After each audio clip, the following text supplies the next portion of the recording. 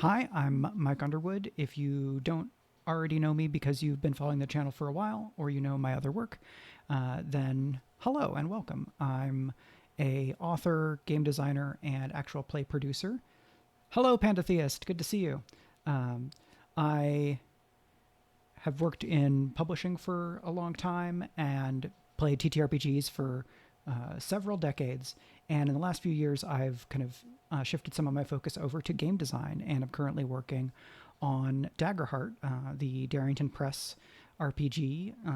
Darrington Press is a Critical Role company. A few disclaimers first before we dive into the GM advice, which is the fun stuff. One, this is not an official Darrington Press stream. This is me as a person streaming on my personal channel talking about my individual ideas about a game that I just happen to know really, really well. So this game is still in playtest, so nothing is totally set in stone. And I am one of a number of people working on the project, right? So my word is not like carved into stone canon. I have my own interpretations of things, right? I collaborate with people on the game. If you have like rules questions about Daggerheart, I may be able to clarify based on my understanding of the game, but this is not the place to get 100% lead designer Darrington Press approved rules analysis or rules clarifications, because I'm not the lead designer. That's Spencer Stark. But I had the opportunity to run 3 different games of Daggerheart over the last weekend. I ran a session 0 of something that you'll be seeing in not too distant future. I ran a one-shot for some people who I used to play with in a game online with Start Playing Games. And then I ran what I think is going to turn into the first session of a campaign ? With some local friends. And that was also where I broke in a gaming table that I'd ordered after some amount of time going back and forth and investigating what options would be best for getting a gaming table. And so we got one. It's really fun. And I sure missed playing and running TTRPGs in person. So if I get to do more of that, that will make me very happy. Okay. So that's all the disclaimer stuff. I think the last disclaimer thing is I can only talk about Daggerheart stuff that's public, right? Because that's how an NDA works. So if you want to ask me about things that would require me to go beyond that, I'm sorry, I can't. The game will be out at some point. There will continue to be updates, and I am going to do the best that I can to make it the best game that I can with the time that I have on the project. So with that said, Daggerheart. So even before I was working on Daggerheart, I was really excited about the game because last year at Gen Con, there were some early playtests that Darrington Press folks and some other folks who were kind of like brought in to be like freelance GMs for them, I guess, ran games at Gen Con. And I wasn't at Gen Con. And it was a bummer because it would have been really fun and interesting to play the game at that point. But people started sharing their information and their experiences about playing the game right away. And if you go and look in my YouTube archives, you will see a video that I did that was an analysis of all the Daggerheart information that had come out to the best of my knowledge of like, okay, this is how I think this stuff is working. And I was really excited about the game then. And I'm still really excited about the game, probably more so, right? Because I'm materially invested in it. I've made contributions to it, and I have seen it grow and change. It's very good to see you as well, the Rising Tides. That pot friend will never stop being lovely. So if you're not familiar with Daggerheart at all, right, because you know my work but not anybody else's, Daggerheart is a heroic fantasy adventure RPG that Darrington Press is creating. Darrington Press is a Critical Role company. Critical Role are the people behind The Legend of Vox Machina, right? They created the story that then got turned into that cartoon.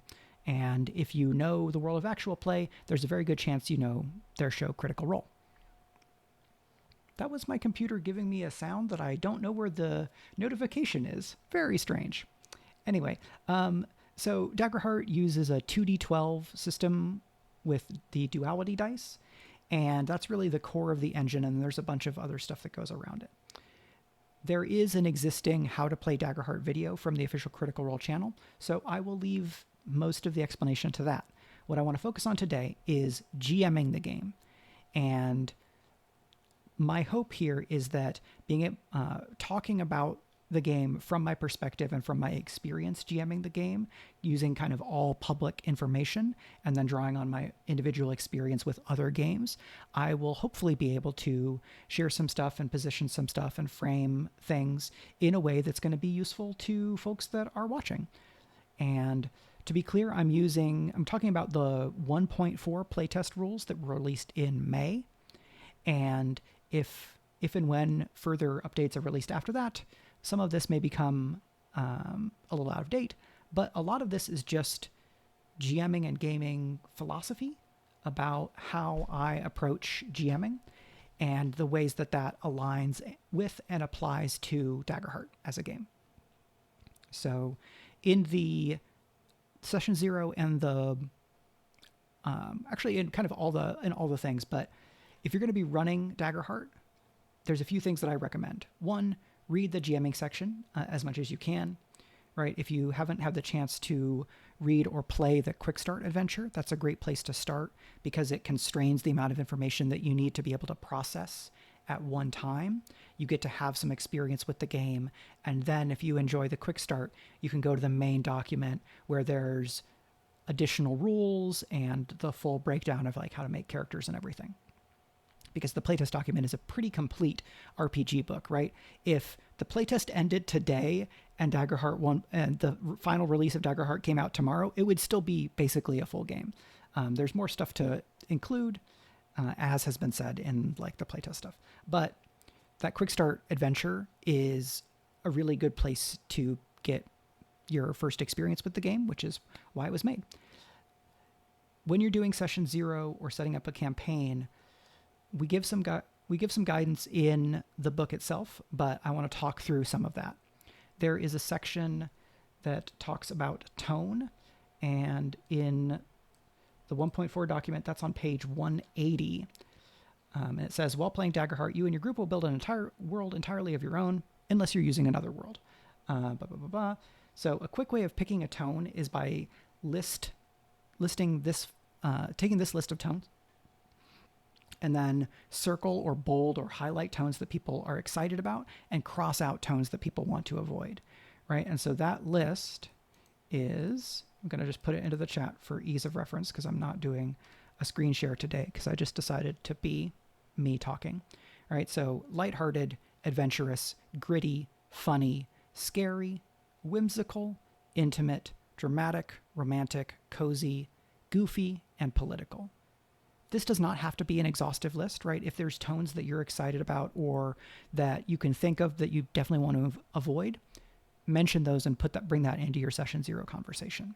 So for the games that I ran, I kind of pulled up this list. I gave more or less this explanation, and I invited people to go around the table, right?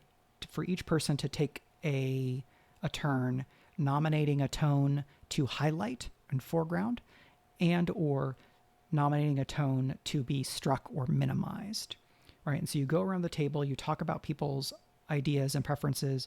If someone says, oh, I really don't want the game to be scary, and someone else says, well, I really like the game to be scary, right? You talk it through and figure out what is a consensus, if you can reach consensus or if there's a compromise, right? You may be, okay, well, we're going to be scary but not gritty, or we're going to have a game that can be scary but isn't focused on being scary, or a game that is scary but not gory, right? And you do some negotiations among the table, because setting your ideas about tone first is a great way to begin the conversation, because you can go, okay, with tone in mind, what type of fun do we want to have with this, right? We're playing toward these tones, and then I might ask, like, are there elements of heroic fantasy adventure that you're really excited to play into or investigate, or that you'd like to veer away from, right? Are there tropes that you do or don't want to see, either as major elements or as something that's kind of woven throughout the game? Daggerheart currently already ships with 3 different maps that you can use in a world-building game where you take one of the maps, it's kind of a blank map with nothing labeled, and then there's a box over here with a pick list of like names for the region, and then there's a box at the bottom with another pick list of names of places that you could put onto the map. But those names don't have any connection to any of the places. You have to create that connection, right? You can take those names, say, oh, okay, well, this is where the healing fields are. And if it's your turn, you say, okay, this is where the healing fields are. And then you just get to make up what the healing fields are for your game, right? You get to propose some element of the setting. And this is a great way for everybody involved in the game to be materially involved in the creation of the world, right? If we play a short campaign of Daggerheart, it's like 5 or 6 sessions. There's a good chance that we can visit a few, if not most, of the places that we create together. You know, say there's 5 people at the table, 4 people in a GM. So 1 turn around the table is 5 locations. If you do 3 turns around the table, that's 15 locations. In 6 sessions, depending on where those locations are relative to each other, you might be able to visit most of those locations. And that would be pretty cool. When you get to help make a setting, you already know that setting better. And it's a great way to claim a part of a world and then to kind of bring your own authorship to a game. And if you do that with your whole group and everybody has some authorship over a part of the world, it more accurately represents the kind of combined creative interests of the whole table. And it's a great tool for the GM, because if we're playing in a game, and the Rising Tides is here in chat, and they created this part of the world, I might, even before we go there, I might ping the Rising Tides and say, hey, did you have any further thoughts about what this city might look like? Or if we just go to that city during play, I might invite the Rising Tides to describe some of, like, oh, okay, what's a sport that's popular here? Or what are this city's exports? Or what does it look like as we walk into the city the first time coming in through the main trade gate, right? I, as the GM, pass the microphone and the authority that goes with it to one of the players and let them add to the world. Because if it's a world that everyone has made together, the world belongs to all of us. And that kind of flattening of narrative authority between GM and players is something that I've found really interesting and rewarding when I can put it into play, right? When the players are excited about taking up that part of the game. The Rising Tide says, map making is a very underrated way to lean into player engagement, and I want to do it way more often in my games, right? 100%. So we've had this experience and we want to build on it. The maps and that map building, world building tool, those are in the game for the people who want to connect with that, right? It can also make it easier to build your own setting, which Daggerheart encourages groups to do.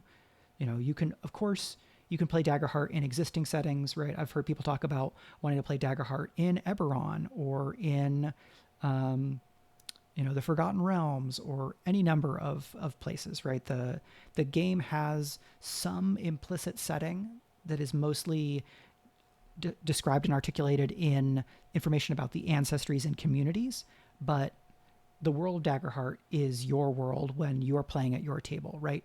If you're playing in Exandria, it's your Exandria. If you're playing in Forgotten Realms, it's your Forgotten Realms, right? If you're playing in the Forgotten Realms at your own home table, nobody can tell you that you're doing it wrong, right? What you decide at your table is what's right for you. The Rising Tides is talking about the map that we looked at that has just some of the most wild stuff that is very evocative and exciting. So it was easy to look at what was there and for our imaginations to kind of get spinning and come up with some cool things. So you don't have to just use these maps. The advantage of those maps is that they have the pick lists of places, right? And those names that are, ideally pretty evocative, and maybe there's places where they kind of line up. If you want to make your own map and then come up with 100% of your own names for things, that's fantastic. And I would love for you to do that, right? That's very exciting for me as well. I don't know that anybody on the design team is precious about you have to use these maps that we've created. We think those maps are great from all conversations that I've had. But really it's do what works for you in the way that works for you, as long as everyone involved is having a good time. So if you decide on tone and content, and then you build a setting together, and then you keep those setting elements in mind when you make your characters, you are going to immediately have player characters that are really solidly grounded in the setting of the game, right? A player might go, okay, I'm going to create this place because I kind of know that I already want to play a ranger, and so I want to make a place that's interesting for a ranger to be from, or for a ranger to be living in, or for a ranger to go and visit, right? And I introduce some setting elements, and then I draw on those elements even more when I'm creating my character. Character creation in Daggerheart, right? So you've got the basic mechanical stuff is, I think, not too complicated. Thinking about the full range of TTRPGs, right? Daggerheart is neither a super rules-light game nor a very, very crunchy tactical war game type RPG, right? It's trying to combine a few different design ideas and traditions to find like a Goldilocks middle ground that serves certain purposes. And that's ground that I'm really interested in investigating, because I've not had a lot of success finding or executing games to accomplish that goal, right? There are a number of games that are trying to do stuff like it, and I'm not saying that Daggerheart is the only one to try to do it, or is the only one that I think does it well, but it's the one that I'm working on. I'm very excited about it, and that's what we're talking about here today. So, right, you make your character, and in the character creation section, the two parts that I think are most relevant to a GM and to this conversation are your background questions and your connections. So each class has 3 background questions that are just on the character info sheet, which is the second sheet of the character sheet, right? There's the first sheet, which has your traits and your name and your inventory and your hit thresholds and HP and stress and hope and everything. And then the second sheet has the starting traits recommendation and your inventory choices. And then it'll have the background questions, and it has the connection questions. It's important to note that these background questions and connection questions are prompts to use as much as they are useful for you, right? They're designed for those classes and to provoke and prompt certain ideas and types of thoughts about a character and their place in the world and their ambitions. But if one of these questions does not fit you or your characters, then, right, you can tweak a question, you can change it, you can ignore it. So the Rising Tides asks, as a GM and as a player, what are your favorite parts of those individual class packets as they appear in 1.4? I think my favorite part is, in fact, the connection questions, because they immediately require collaboration.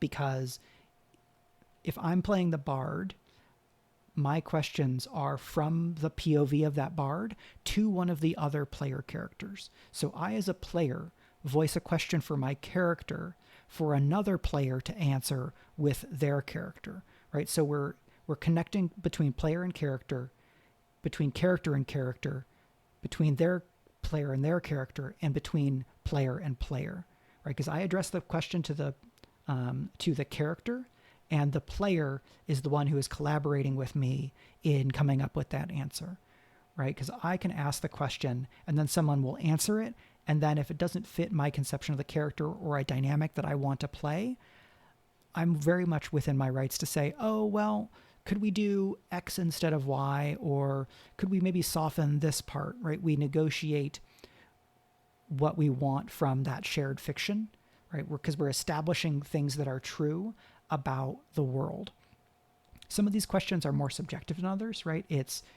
I'm asking a question that you're answering from your character's point of view, but that point of view may not necessarily represent the reality of this world, right? And so we're building in some unreliable narrator elements. We're getting a sense of characters' points of view on things in the world. And because there are 3 connection questions for each class, and if you have a small enough group, right, you can ask a question of someone and be asked a question from them, right? If you have 1 GM and 3 players, each character class has 3 connection questions. So each character can ask a question of and answer a question from each of the other characters. If you have 4 PCs, right? Because my PC 1 asks questions 2, 3, 4, and then 2 asks 1, 3, 4, and so on and so forth. If you have 5 PCs or more, you may not have a question from and to every PC, but you can always add questions. You can just come up with your own, right? Take notes down wherever it is that it makes sense for you. There may not be space on that character info sheet, but maybe you write it down somewhere else. That's, whatever works for you. Once you get through that process where everybody has done their background questions and shared the answers to those questions, and everyone has asked and answered at least a couple of connection questions, I have found every single time that I have played or GM'd Daggerheart that the group that we've done this with feels like they're in a pretty good place to just start telling stories. And that's really cool, because there are times in some games, depending on the way that Session 0 or setup has done, where I felt like there was more work, or a fair amount more work, to understand who the characters were in relation to each other and in relation to the setting. So these background and connection questions are not the only way to set yourselves up for success in telling a kind of a heroic fantasy story, but I think they're great tools. And here I want to kind of insert a little bit more advice, referring to one of the, where'd we go? So I have the GM guide here that we released in 1.4, and in GM moves, one of them is ask questions and build on the answers, or ask questions and incorporate the answers. So when we're doing background questions, they'll read their question, they'll give an answer, and then I may ask a follow-up question as the GM, or maybe even as a player. But as a GM, when you're GMing, I would encourage folks who are playing Daggerheart to look for places where you can ask follow-up questions, either because you want clarity or because your own curiosity leads you to wanting more.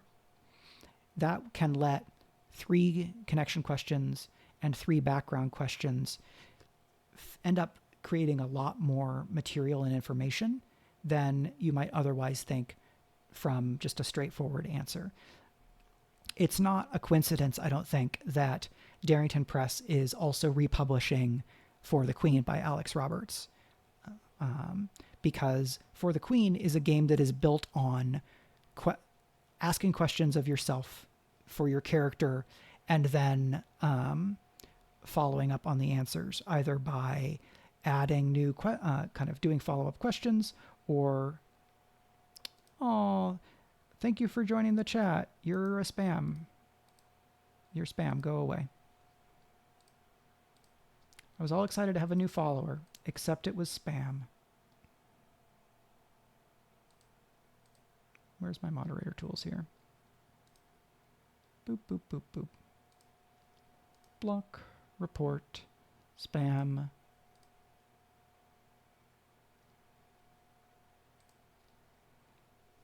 Okay, sorry about the interruption there.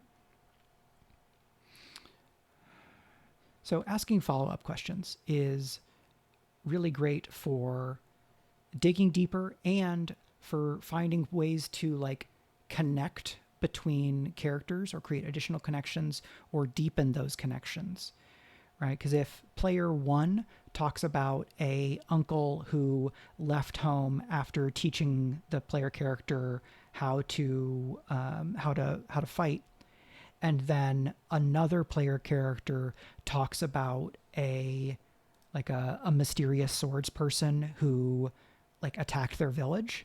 It's like, well, is it possible that that uncle that left joined up with somebody that then attacked that other village? It may or may not make sense to connect characters and settings and places in this way, but it's good to keep an eye on the possibility of folding together, combining, or juxtaposing answers from different characters in different questions with one another, so that rather than, say you have 4 PCs, right?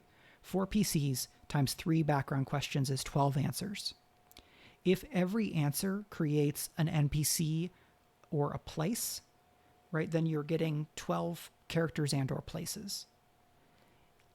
The connection questions are mostly between the 2 PCs, but say you get 2 to 3 more characters or places, that's 15 characters and places. If each of these are individual and not connected between one another, it is harder to keep all of the players engaged and to directly kind of prompt and pull their characters into the story emotionally and pull the players into the story if every single one of these story elements are independent of one another. If instead the group that attacked the Seraph's temple includes a character who is a rival or kind of an enemy of another character, and if I as the GM can figure out how to put those two together, then when that character resurfaces and the Seraph realizes that this person was involved in the attack on their temple, and the bard realizes that this person is their kind of the person that ran them out of town, they are both invested, and their character relationship with each other is informed by that fact that they have this enemy in common, right? Because in an adventuring party, if one of my buddies has an enemy, well, they're my enemy because they're my buddy's enemy.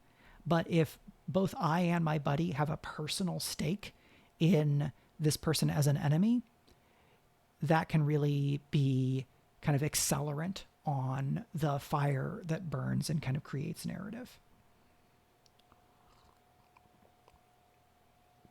So I think it's important to keep the idea of ask questions and incorporate the answers in mind throughout as a GM. Ask questions and incorporate the answers in world building, in character creation, in kind of role play and exploration scenes, in combat, right? When a player talks about how they're going to do an attack in a combat, I might ask, well, what does that look like? Or is this the first time that you've been in a battle on an airship, right? Because I try to ask questions that will clarify or increase the dramatization of a scene, right? It will fill out what's happening and our understanding of the space and our emotional investment in the conflicts. I try to ask questions that give players a chance to showcase who their characters are, right? The things that they know how to do, the way that they approach things, the reason that they're doing things, and asking people to kind of share their description and to take the mic or take the paintbrush and add to the canvas is another way of making sure that everybody is contributing in a bigger way to telling the story together, right? And tell the story together is another one of the principles that's written into Daggerheart as a game. The degree to which you and your table want players to take varying levels of agency, that's really up to you.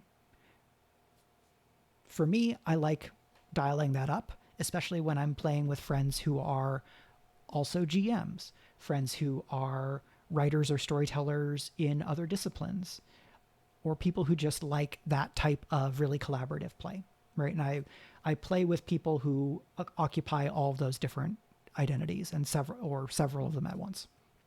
So again, this is the way that I like doing things, but as I understand the game, being somebody who has spent a lot of time working on it, I think that Daggerheart can be a good game to do that, because that intention is built into the writing, right? It says, do these things that I think can lead to this type of a play experience. So I'm looking at my notes here. I took some notes about this kind of stuff, but when I do streams, I don't tend to take really, really extensive notes, because if I get too locked into my notes, then I don't get to be spontaneous as much, and it's really easy for me to get off course when people are asking questions or anything, and I want to leave the flexibility to be able to engage and chat with folks, because this is a live stream, right? I could just make a YouTube video and record it on my own, and then I'm going to be a little bit more buttoned up because it's just me and I'm not actively responding to things. So one thing I want to hit here is GMing for a one-shot for Daggerheart, because one of the games that I did was explicitly a one-shot, and I think there's a few things to do that can make it easier to do a one-shot, right? If you have 4 hours or so and you want to create characters and have a one-shot, you may want to create characters and not do a lot of having to create the setting. So you might use an existing setting. You might use pre-gen characters like we have in the Saplewood Messengers adventure. But depending on your table, right, you might want to create your own characters and do some world building and then try to tell a whole story. Daggerheart is primarily designed for ongoing games, but there is a creating a one-shot together section in part 5, which is page 266 of version 1.4. So if you want to do a one-shot in Daggerheart, first I would direct you there, where it gives you kind of a Mad Libs style adventure structure for this is what has just happened, here is our situation now, and then it gives you some tools as a GM to prepare some ideas and some situations and characters for the way that the player characters are going to follow through on the story as established. I did some of this in my one-shot. I did not use the Mad Lib structure.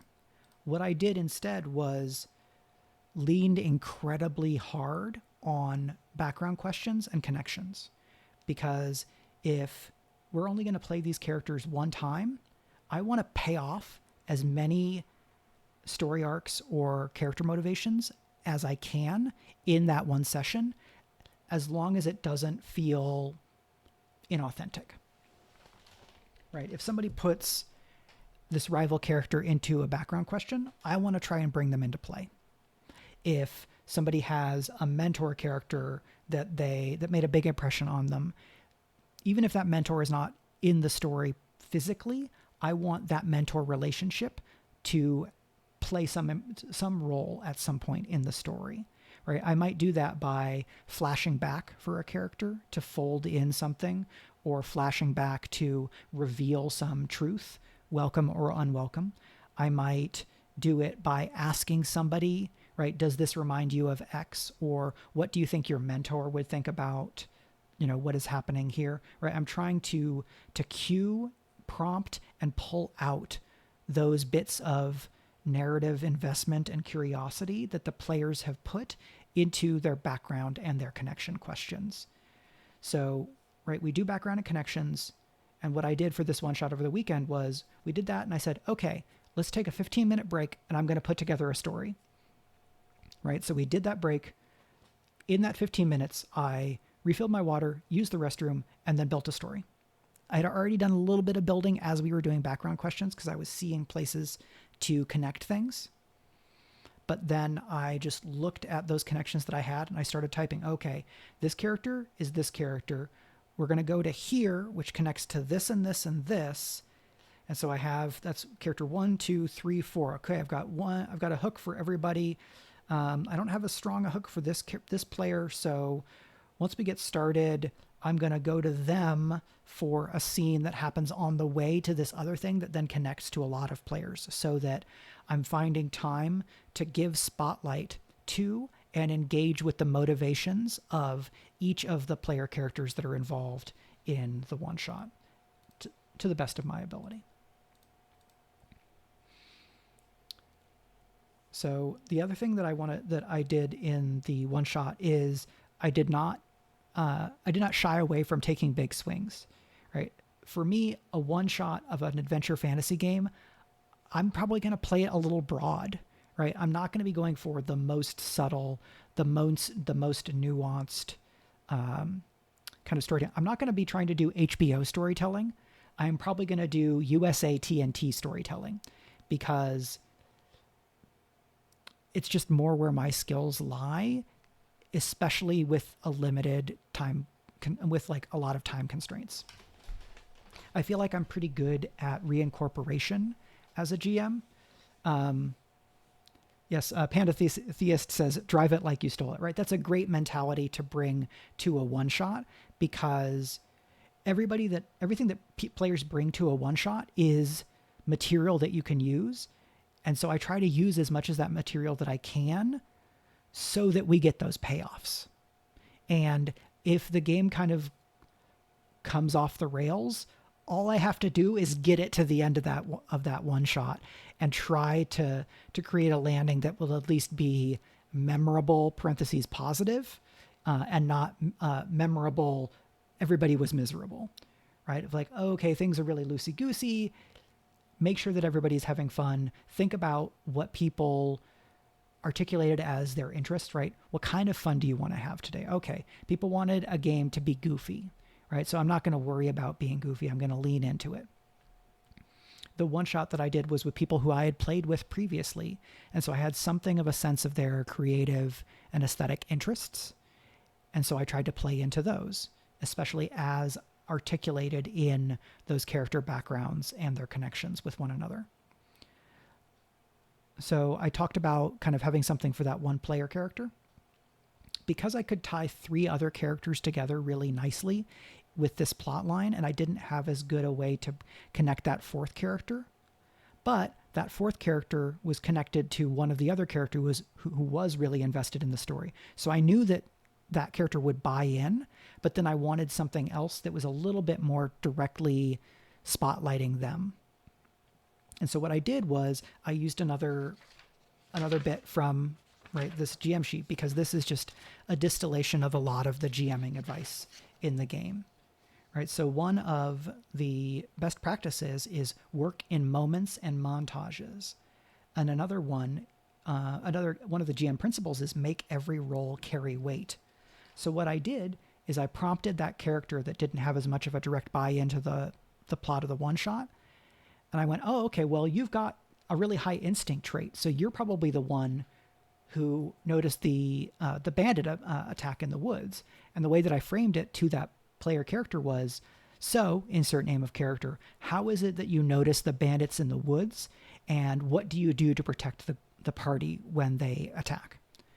Right. So I give the frame to that player to express his character, to be able to to make a check, right? I say, okay, you're going to make this roll. Boom. He makes a roll. He gets a success with hope, right? So that's a full success. No consequence, no response move from me. And so I just hand over the mic, which is what I was hoping would happen, right?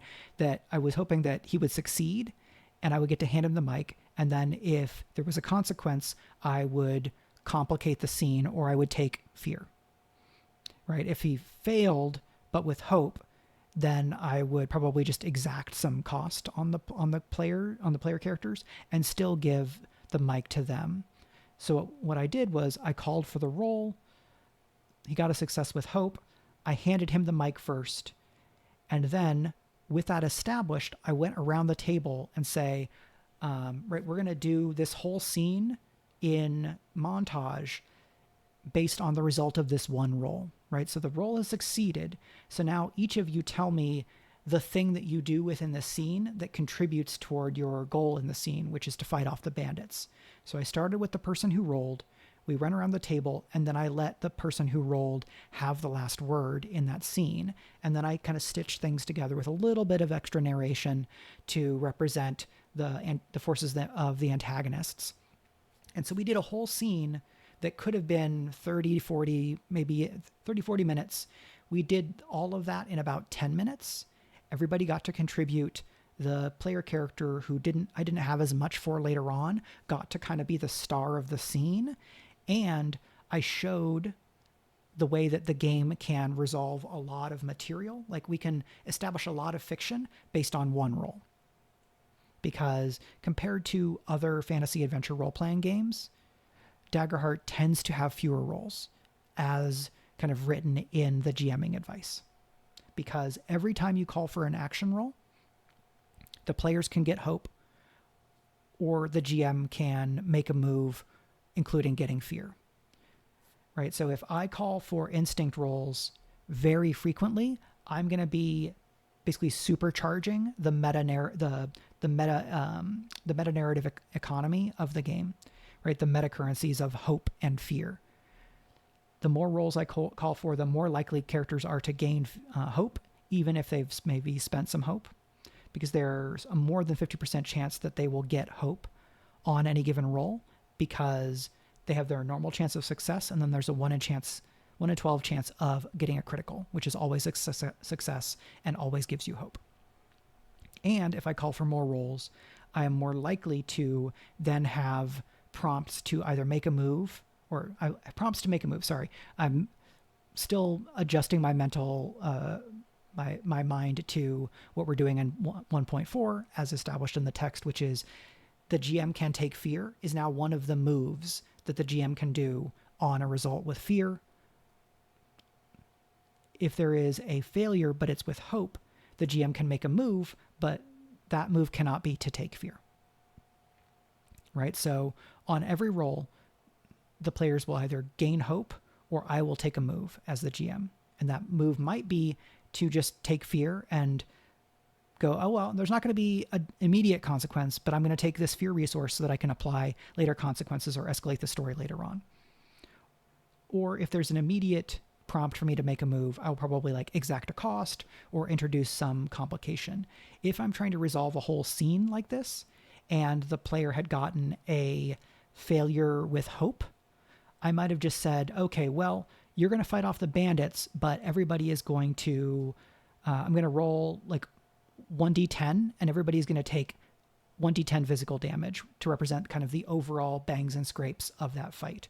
Or I might say, everybody's going to take 1d10 physical damage, or you who rolled, you can mark 2 stress. And that can represent you pushing yourself even farther to protect your colleagues and protect your party members, right? I give them a hard choice, and I'm continuing to point the spotlight at that character that I want to highlight.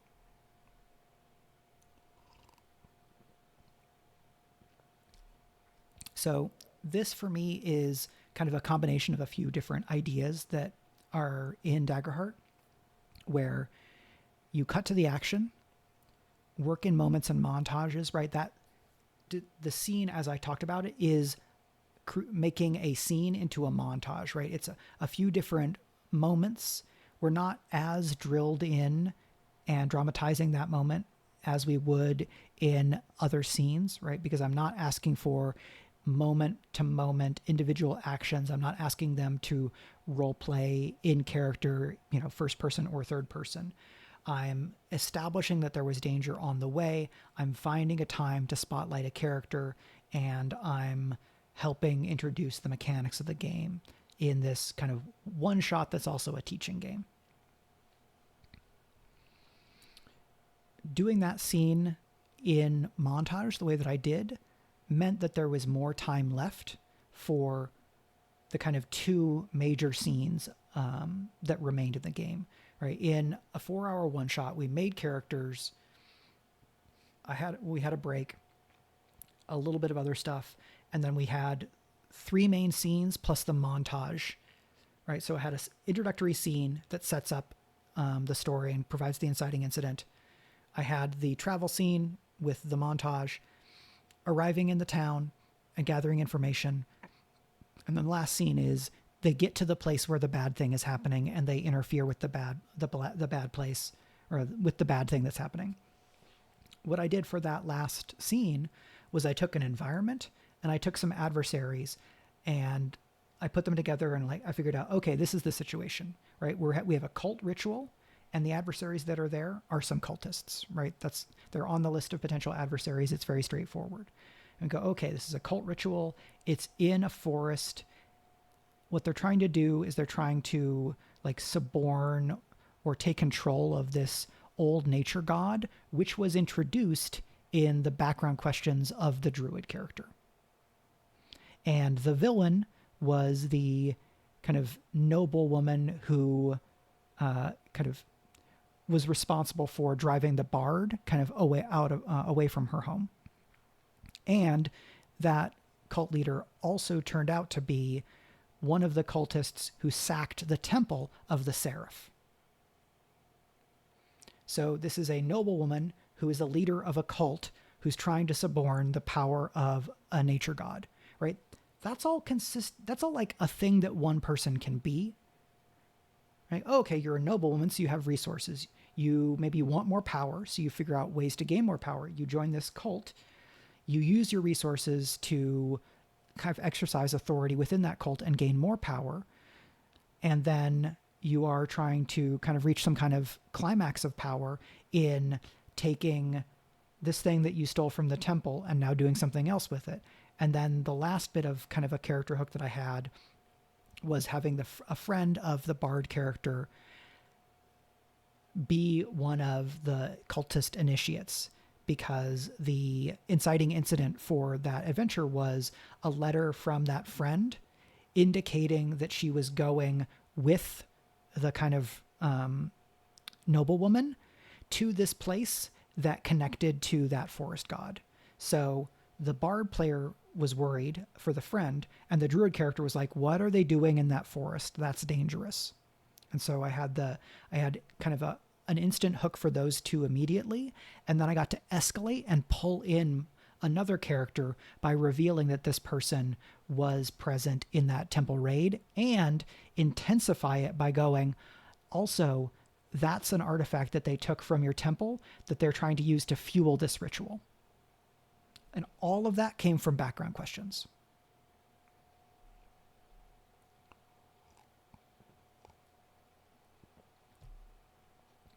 In a longer campaign, or in a campaign in general, you don't necessarily have to burn through background material that quickly.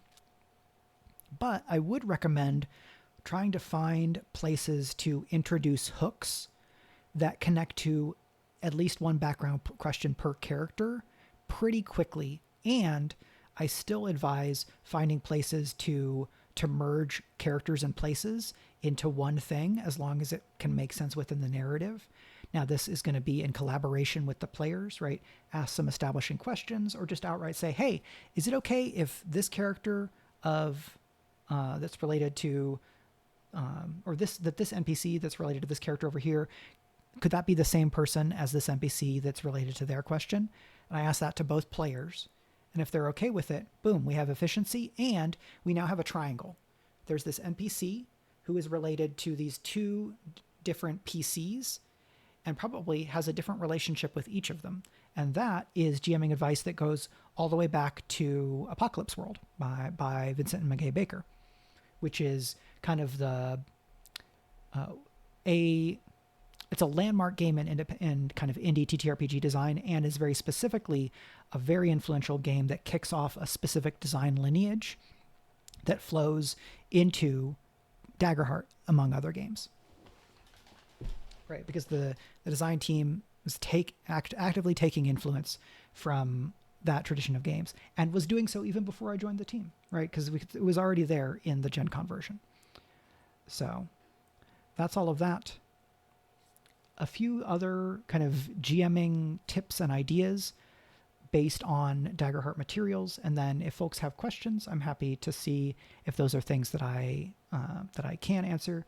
I would love to hear about any of y'all's experiences with Daggerheart, keeping in mind your own NDAs anywhere where that is applicable, right? Because there are people who are doing NDA testing or had been doing NDA testing. And I don't want to get anybody in trouble, right? That'd be very silly of me to do.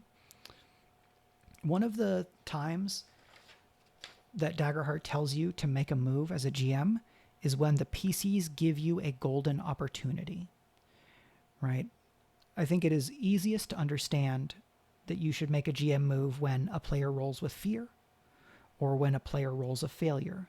But there are other prompts for the GM to make a move. A PC does something that would have consequences. The PCs give you a golden opportunity, or the players look to you for what happens next. So this is something that I saw come up on the Daggerheart Reddit, and I'm just responding to it not as a way to like chastise anybody, but just because it's a thing that's come up in questions.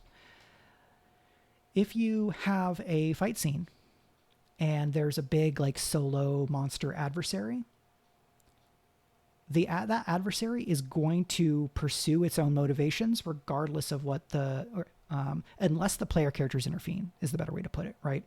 If you have a Hydra who is attacking a town to like get a bunch of livestock or something,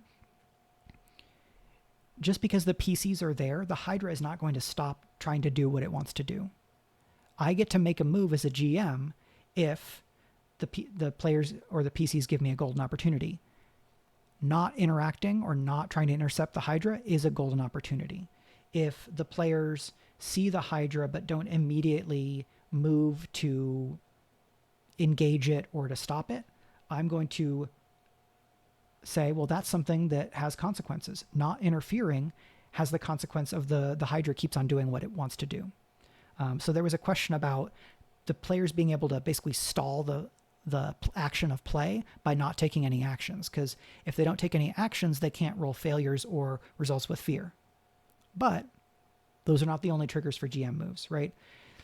We begin and end with the fiction, which is one of the GM principles. I established that there is a rampaging Hydra. If the player characters don't do anything, from the perspective of the fiction, from the perspective of storytelling, the Hydra is going to keep on rampaging. It's going to act in accordance with its motives. And so if the player characters don't intervene, it's not a cheat code. It's not a thing that should stall the story, right? If I tell the players what's happening and they want to take a little bit of time to figure out how to approach it, that is the players needing to deliberate. If the players deliberate but then don't seem to have any answers and are looking for me for more information, then I might make a move, because you act when the players look to you for what happens next. If the players say that the characters are not intervening, then the characters have given me a golden opportunity to continue pursuing the motive of the Hydra.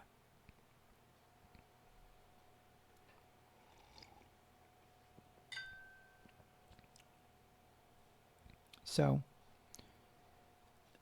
because we have this system of the action tokens in Daggerheart, right? Whenever the story is kind of going to get into a situation where there's several parties involved in a fight, and having the kind of pacing mechanism of the action tracker is going to be useful, which is mostly fights, but not necessarily only ever fights. You might bring it out for a chase scene. You might bring it out for sorry, that's just one of my many alarms to keep reminders so that I can keep my day in order and do the things I need to do. You might use the action tracker whenever you're in like a debate, right? Like, okay, well, a PC talks and then another PC talks, but the thing that they're trying to do doesn't go very well. And so now I'm going to have an NPC kind of make a move within this debate, right? They're going to try to sideline someone or discredit someone or advance some other agenda. The action tracker is a way of pacing the game so that the players get to do cool stuff and kind of lead the scene because they are the leads of the story. But then you as the GM get the opportunity to make several moves pushing back, because every time the player characters act, they add a token to the tracker. And so if 1, 2, 3 PCs act, but only the last one gets a result that would let the GM take a move, if the GM only gets to take one move, then that's like a 3-to-1 ratio of who is acting, right? But if there's 1, 2, 3 action tokens, and then a player gets a success with fear, then I as the GM get to take an action. And one of the actions that I can take is to spend tokens from an action tracker, right? In a social scene, I would spend tokens from an action tracker to have individual adversaries or other people in a scene take actions socially. I might use those tokens to use adversary actions. If I have something that's more like specifically codified, I might use environment actions if I have an environment for this social situation. Now, when the action tracker is out, that's not the only move you can take as a GM using the tokens from the action tracker. It is one that you are likely to use pretty often, especially if this is a combat and the motivations of the adversaries specifically require the PCs not being there because the PCs are in the way of whatever it is they want, right? If a adversary wants a particular item from a scene and I get to make a move, I am not required to just have the adversary go, I'm going to hit you until you fall down and then I get the item.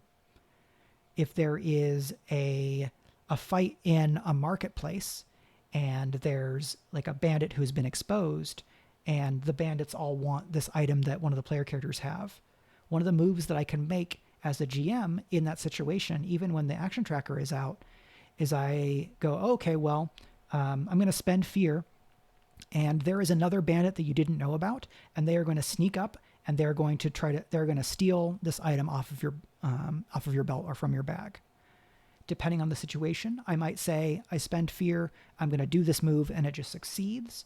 I might say I spend fear, and now I'm going to ask you to make a reaction roll with finesse to try to prevent the bandit from taking this thing. Right? I give you a chance to push back or resist the thing that's happening, but you're having to make this roll because of the move that I made. And it's not an attack. It's another narrative move that I'm taking within the scene. So if in playing Daggerheart, running Daggerheart, and running combats in Daggerheart, you're finding that the combat is kind of regressing to a mean of I hit you, you hit me, I hit you, you hit me. Think about motivation. Think about other things that could happen in a story telling a scene like that, right? Is there something that could happen from an environment standpoint? Is there something that the adversary could do outside of just a standard attack that pursues their motivations, right? Are their motivations going to lead them to fight to the death? Depending on the person or what that adversary is, a lot of the times the answer may be no, right? If you end up in a situation where you encounter a hostile wild animal, there's a decent chance that wild animal may run away, especially if you're not like on their territory, and especially if the motivation of that being would indicate that they're less likely to lay their lives down on the line, right? If you run into a mother or father bear out in the woods, and situation, it becomes that you're hostile to each other. Well, what does that bear want? That bear wants to be safe. They want their family to be safe, and they want to be able to hunt. If the only thing that you as species are doing are getting in the way of them being able to hunt, the bear might just leave, right? This isn't worth it. I can go get food elsewhere, right? I'm a big predator. I want calorie efficiency. This is not efficient. I'm going to go somewhere else and kill something that's easier to eat. That will also let you avoid the kind of like the munchkin problem, right? There's another name for it that I don't know is necessarily a great term that I would want to be used anymore because it's like kind of derogatory to homeless people, right? Murder hobo. Hobo is its own very specific thing, but honestly, munchkin is probably better. So thinking about motivation, setting yourself up for success by creating or adapting an environment for a set piece, right? Okay, we know that they're going in this town and they're going to want to go to the market because they're looking for this particular item. So they're going to go to the cartographer, and I establish that there's a cartographer in the market. So I might make an environment for that market.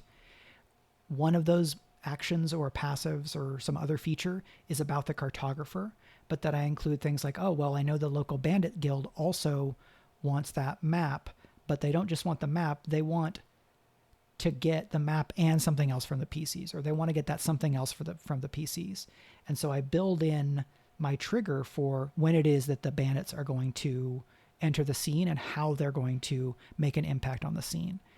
Because for me, environments are just a way of organizing prep. And that just is a very powerful word here, because I think the environments framework is really, really great, which is, I worked on it. I put it like it's in there because we think it's great.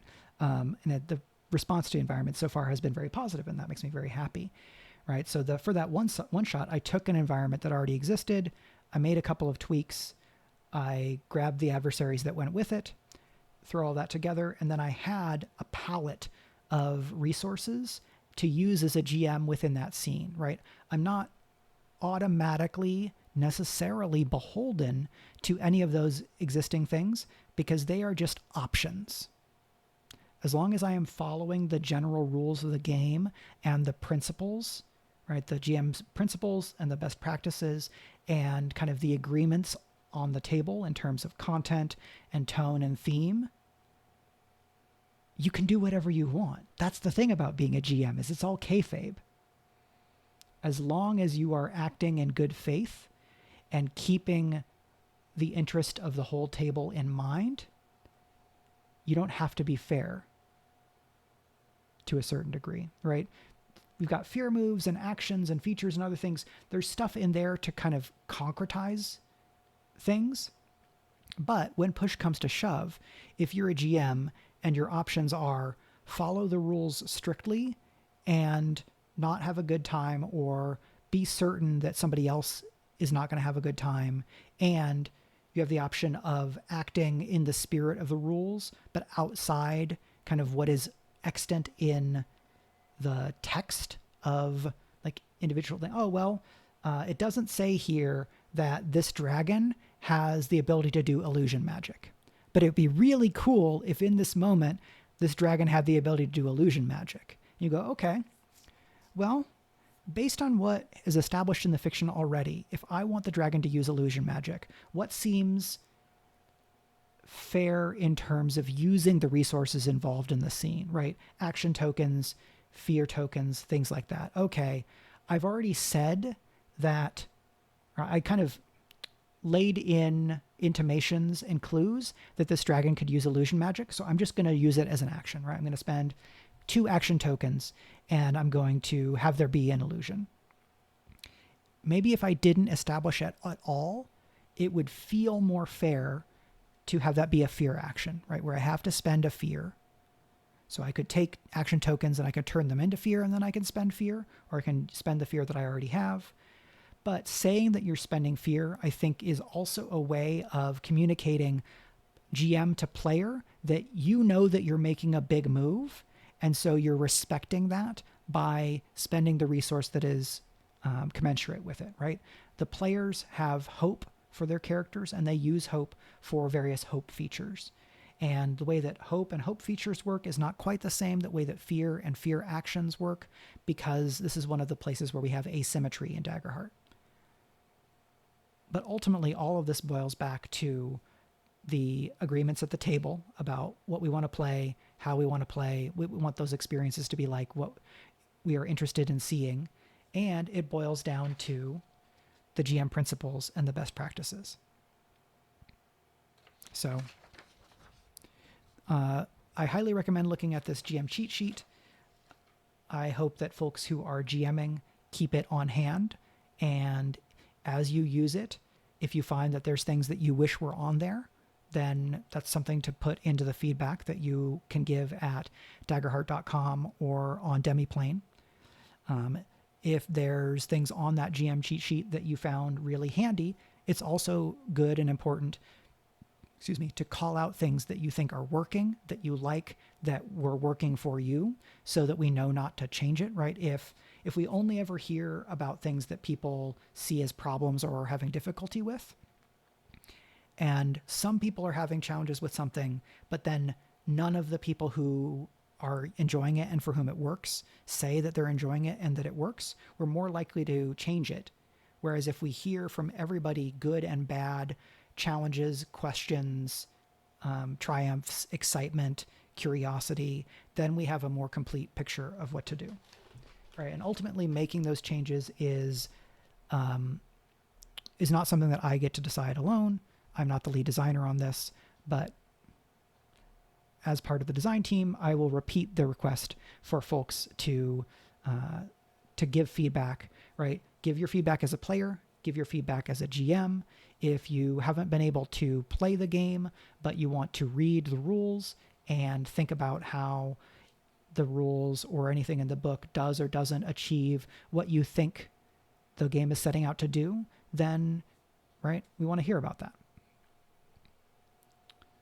And so I think the last thing that I'm going to do, even though that was a pretty good wrap up, is I want to loop back around to some terminology that is common in Powered by the Apocalypse games, but maybe not common elsewhere, which is this idea of soft moves and hard moves. Some of the text on this has changed across the playtest, but this is, so the idea here is that soft moves are kind of setup moves or escalation moves, and hard moves are follow-through moves. So if a player was trying to kind of investigate,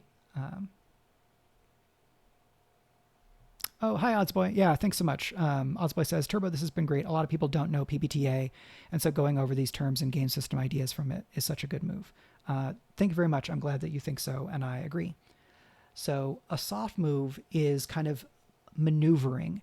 It is in the text of Apocalypse World, and I'm going to paraphrase because I don't remember the exact words. The soft move is show them the barrel of the gun.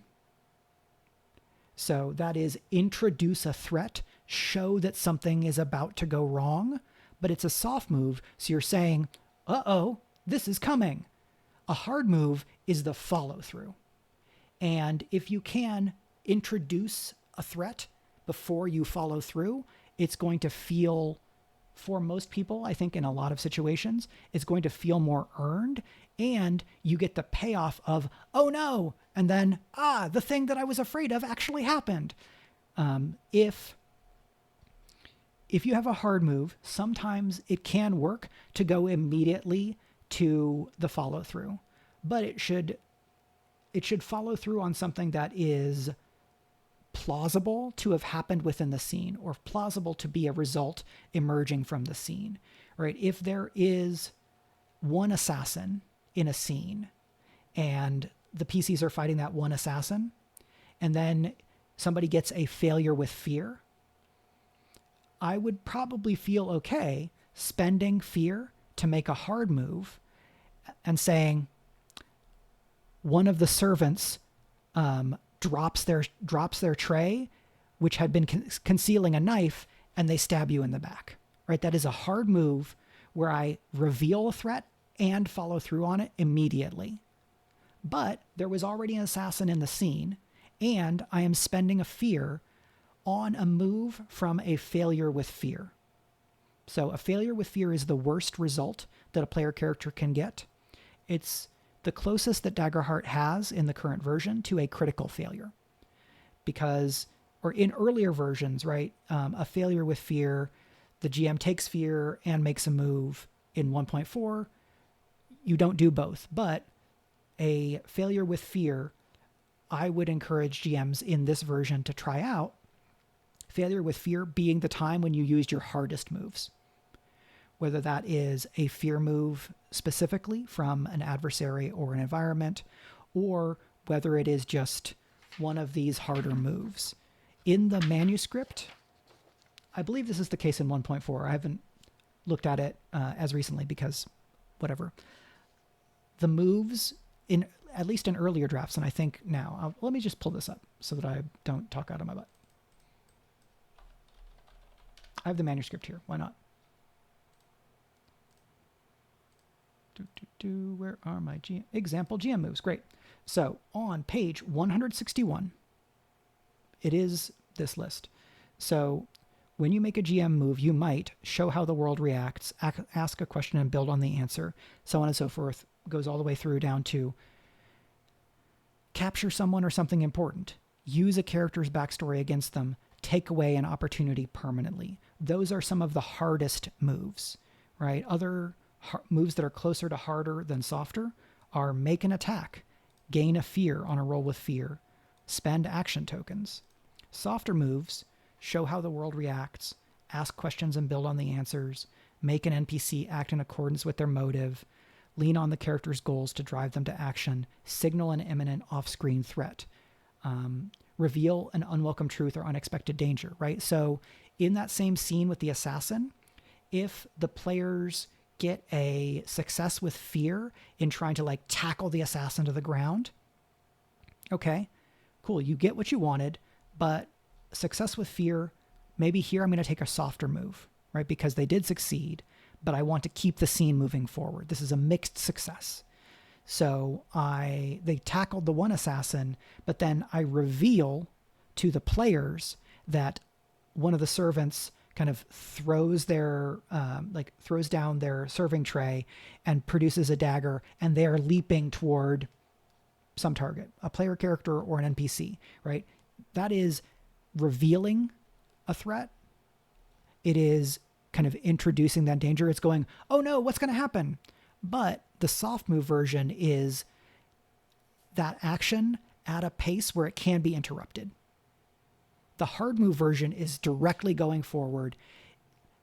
If that same PC rolls a failure with fear in trying to tackle the assassin, I might even say you tackle that assassin, but then you're out of position so that the other one, when they produce their dagger, they sink it into the back of the Prime Minister.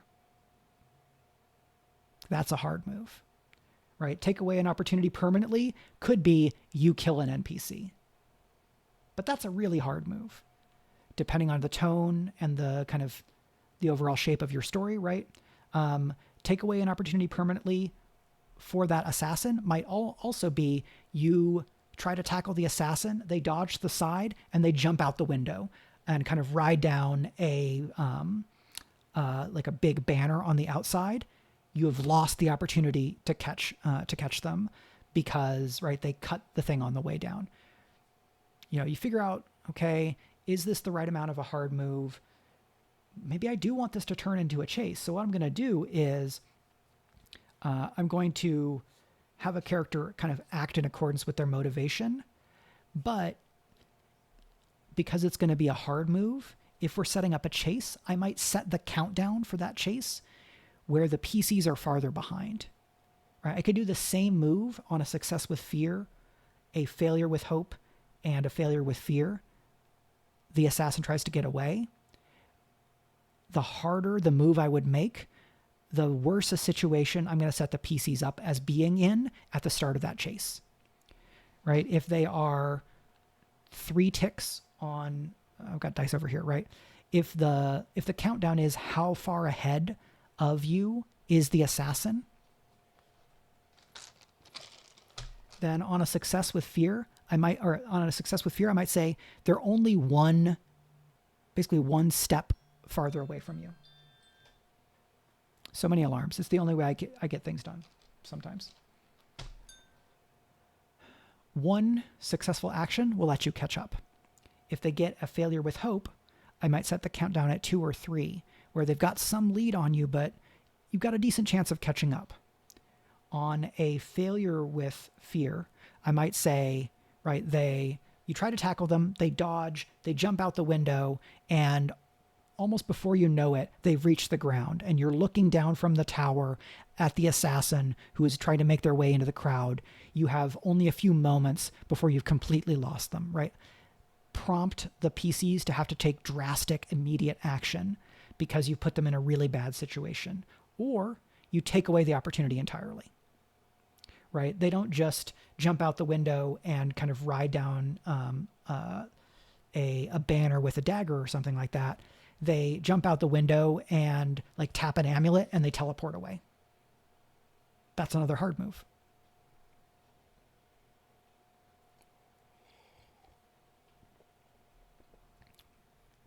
Another alternative hard move in that same situation is they try to tackle the assassin, and on a success with fear, okay, yes, you've tackled the assassin, and then the two of you roll around and their mask falls off and it reveals that it's your long lost brother.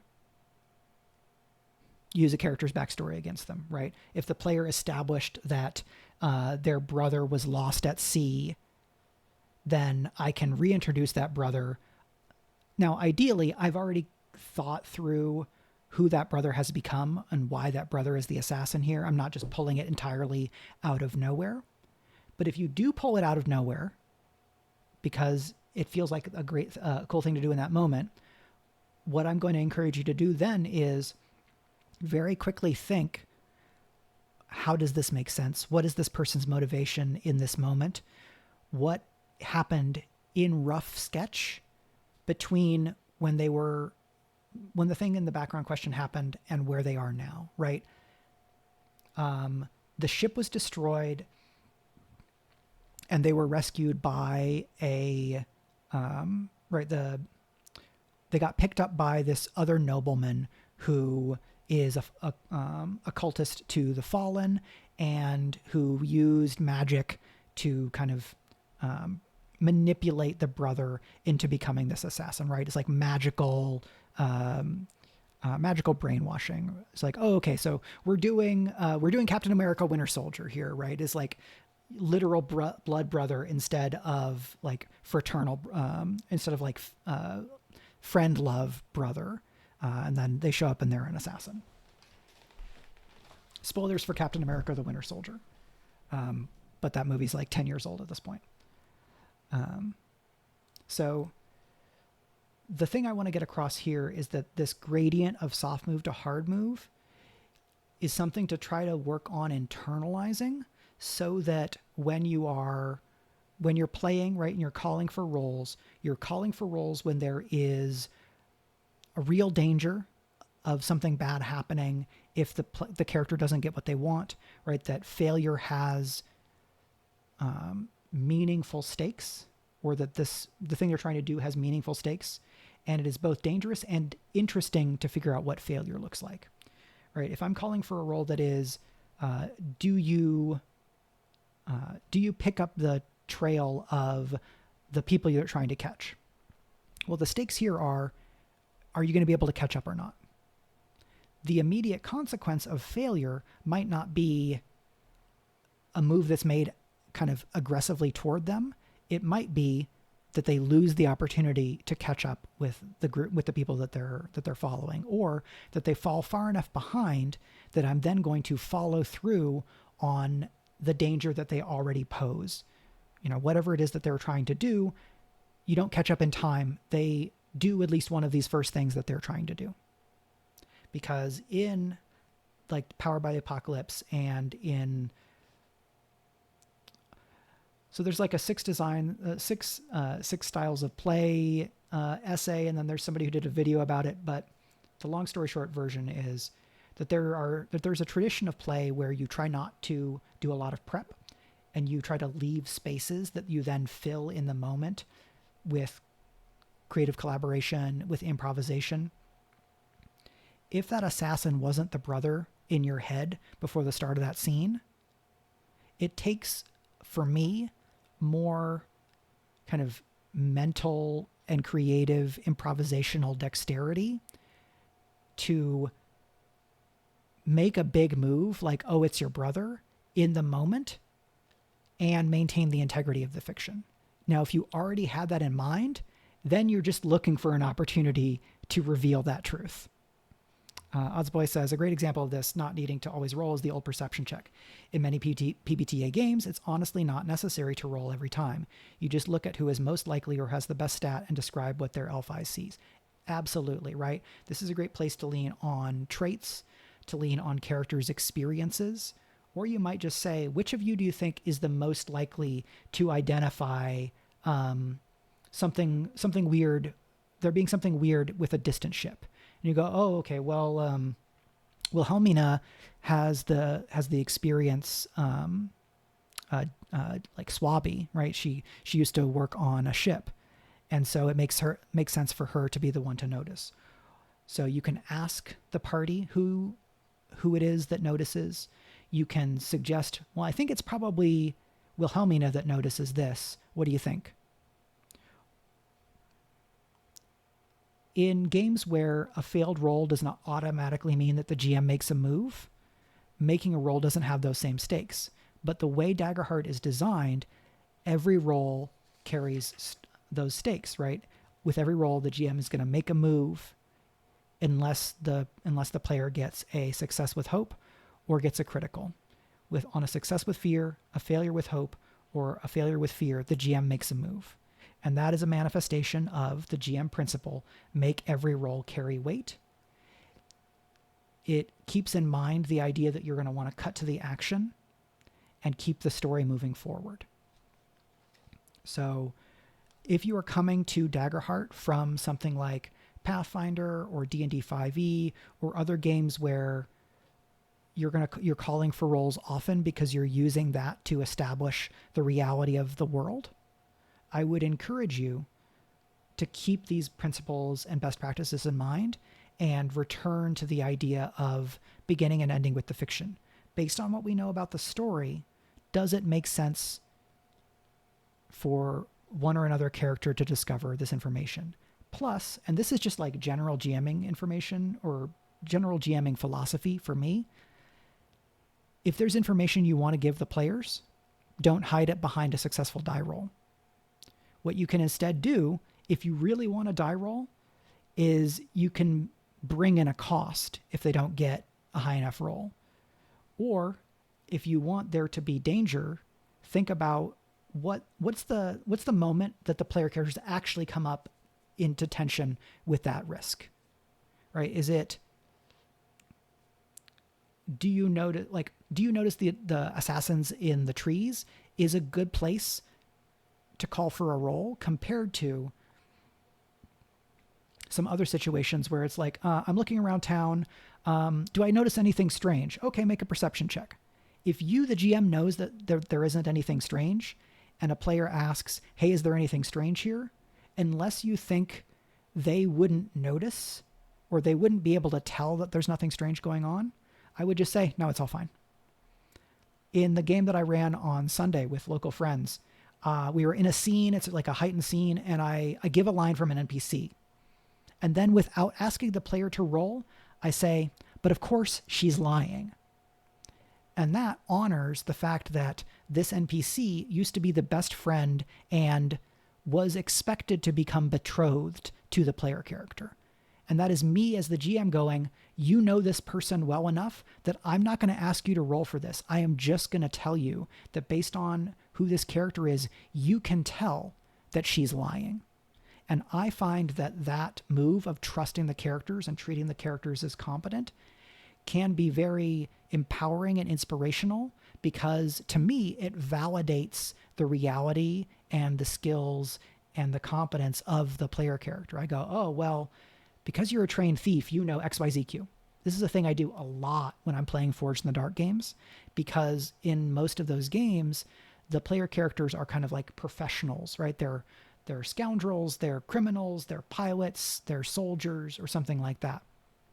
And so I'm not gating information behind a roll, because if you gate information behind a roll, it can bring the story to a screeching halt. And by kind of giving the information freely, I can contextualize it through, here's why you know this and how you see it, or the type of information you get because of who you are, what your experiences are. Or I can turn it into and ask a question, right? Well, Helmina, you're a sailor. How is it that you notice that there's something wrong about that ship? Or what is it about that ship that you know is wrong? And then you give them some latitude. Ideally, it's in a place where whatever their answer is, it's fine. If they give an answer that really doesn't work with what you have already established with the fiction, you might push back gently, or you ask to reframe, right? Reframe rather than reject is another one of the best practices. So sometimes the best practices and principles in my head get bleed together, and that's why I'm looking at the sheet, because I don't want to inaccurately quote the game that I worked on. I want to use the work that the team has already done so that I have the clarity and can speak most accurately about the game. So that is that. That's all the notes that I have. I am in the process of scheduling and recording a Daggerheart actual play that I am going to, right, we're going to do this, and then I'm going to share it. I think it's probably going to go to my patrons first, and then it will become public. And my hope with this, or I have several hopes, right? Hopes and fears. My hopes are that it will be a fun story that people will enjoy, and it is my hope to share the way that I GM Daggerheart in a way that is instructive, illustrative, empowering, and or encouraging to people who are trying to GM Daggerheart, right? Because there are a number of actual plays out there, but currently the only actual play of Daggerheart that includes somebody on the design team is the Critical Role actual plays, right? The Menagerie actual plays. And it's great that we have them. They're very fun. I love those characters, but that is the representation of kind of one person's perspective on the design team with a lot of backing and a lot of contextualization, right? Because it's the whole team operating, but no one person represents all GMing styles, right? We have a lot that we put into Daggerheart, but I don't believe as a GM and a designer that it makes sense to design a game and go, and this is the only way you can GM this game. You have to GM it exactly like this in only these ways, right? That's above and beyond here best practices and principles. I've played Forge in the Dark games with a variety of different people. I've run Forge in the Dark games for different people. In any design style, GM style is going to intersect and create differences.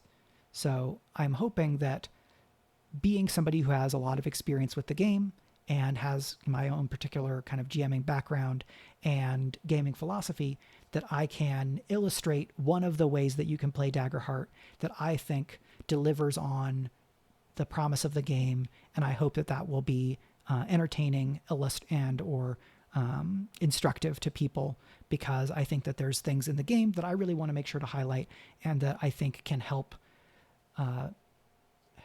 make it so that Daggerheart earns its place in the marketplace, right? In the field of TTRPGs, when people are like, why play Daggerheart?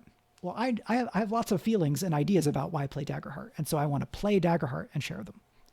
So I can't give a hard date on that because we are still scheduling things, right? I have recorded the session 0, but more on that as I have it. As a reminder, I'm just repeating my disclaimers at the end here. This is not an official Darrington Press stream. This is me talking about the game because I know a lot about it and I have lots of love for it and feelings about it. Go to daggerheart.com for official materials. You can also go to daggerheart.com to give your feedback on your experience of the game as a player, as a GM, as somebody who is reading it. You can find the Menagerie playtest actual play sessions wherever you watch Critical Role videos, right? They have a new subscription service at beacon.tv, and you can watch Menagerie stuff there, as well as the other videos that are about Daggerheart, right? The playtest update streams that Matt Mercer and Spencer Stark have done. You can get the Daggerheart materials at DriveThruRPG. You can make characters and read the materials for free at Demiplane. And that is all of that. Cool. Yeah, I think I'm going to end it here. Thank you so much to everybody for hanging out, for your questions and your comments. So thank you to Oddsboy, to Triffity Mats. I hope you enjoy the video later on as I speak to you from the past. Thank you to the Rising Tides and to Pandatheist and to everyone else who has been watching and hanging out. And thank you to everyone who is watching this VOD later on. If you like what I have to say about this, I have a few other game design videos talking about the Genrenauts Forge in the Dark role-playing game that I'm developing, talking about GMing or game design more broadly. I have some read-through videos of quick starts or other RPG materials. And then you can find me on Twitter at MikeRUnderwood, because Twitter has gotten much worse, but it's still there, and it's gotten slightly less worse recently because now apparently you can find tweets by smaller accounts more readily. So that's nice. And my website is michaelrunderwood.com. I'm hoping to get back into streaming more frequently, not just talking about Daggerheart, but maybe also playing some other games, talking about different TTRPGs, doing video games, and things like that. And the forthcoming Daggerheart actual play, assuming that that I get to make them, right? I will do my very best, but it hasn't happened yet, so you never know. But I'm very excited to do it and to share what we've already done with this group, and to deliver some cool, exciting stories. I'm also working on a separate actual play thing, and this project is a little bit of a test run, but it's not actually that thing. It's trying out some of the stuff that I'm excited for with that project in this other thing that's just going to go out separately. So more information on that can be found at my Patreon once it is available, because I will put it there first. And that's going to be that. I'm going to look real quick to see if there's somebody to raid. I don't know that makes sense. Okay, so we're just going to call it there. Thank you again so much for hanging out and watching with me, and I'll see you next time.